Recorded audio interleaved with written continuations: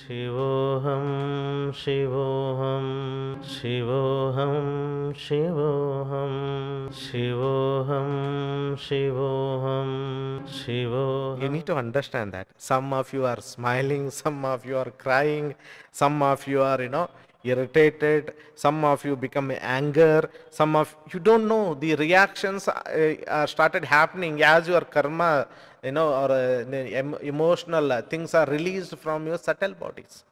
So some of your nadis are getting activated during your meditation. Some of you are yawning too much because the vata is releasing. Some of you are, having different reaction from the body. Some of you are, gas is releasing because of the, vata, cleansing is taken place. You don't know all these things. What is happening is you are releasing your karmic blocks. You are releasing your emotions.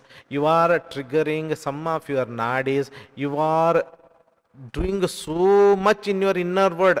You don't know how this powerful, how this Srividya is working, how many levels of your existence. But luckily in your case you are smiling means it is a blessing, good emotion you are in happening. Don't ask why it is happening.